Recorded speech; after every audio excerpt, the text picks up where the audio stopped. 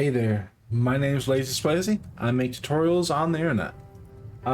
In the last video, we went ahead and learned where to go ahead and download Discord, how to set up our server, and how to go ahead and make and navigate voice channels. I mean, text channels. Sorry about that. In this video, we're gonna go ahead and focus exclusively on, now that you have this amazing server setup,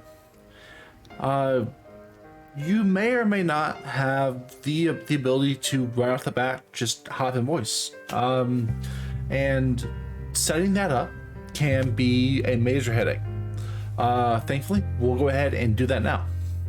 So first things first, now that we have our server, we can go ahead and go over to our user settings, which is the cog down here.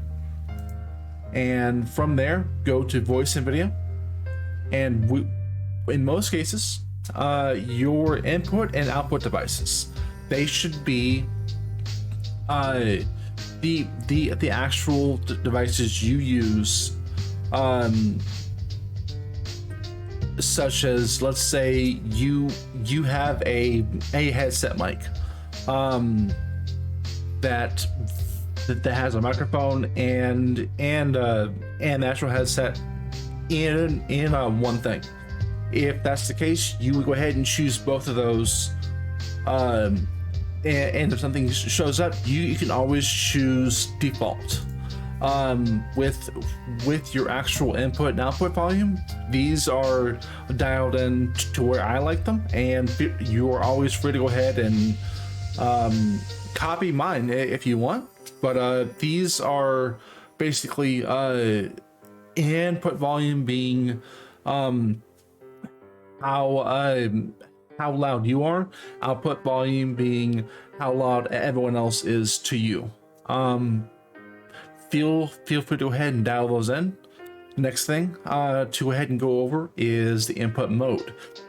I normally go with voice activity because I have a pretty okay mic that will go ahead and not pick up a lot of background noise.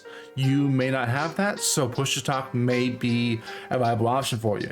If push to talk is something you need to go ahead and use, setting up an actual key for it will be super helpful, such as if you have extra keys on your mouse, you may want to use one of those, or you can use something a lot of games don't really go ahead and use, such as X or Z or something like that. It really depends on your own personal preference. Soundboard, I really wouldn't mess with. I'll go into more detail in a later video about it. And entrance sounds, same thing, honestly. Your video settings, you can go ahead and really do a lot with your webcam if you want to go ahead and do that, but that's not what this video is about. But as far as anything else, the other huge thing to go ahead and look at is down here at the bottom, with your noise suppression as well as automatic gain control. You want to make sure that this is set to crisp and that you have automatic gain control on. These help do quite a lot to go ahead and help out with limiting a lot of what's the word? A lot of extra noise on top of what your mic software may already be doing.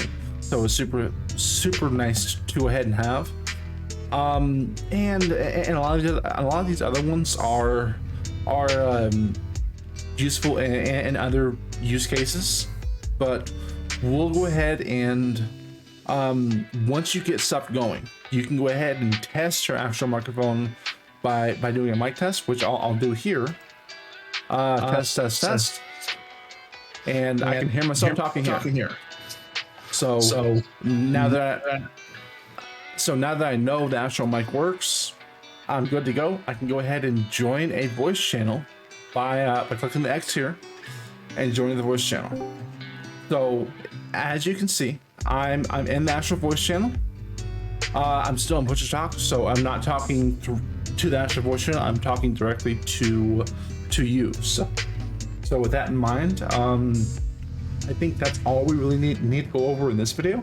Next video should be something having to do with more in-depth systems for Discord itself. But guys, I want to go ahead and thank you for watching. Hope you learned something. If you did, go ahead and share it with someone. And most of all, keep being lazy. Take it easy, guys.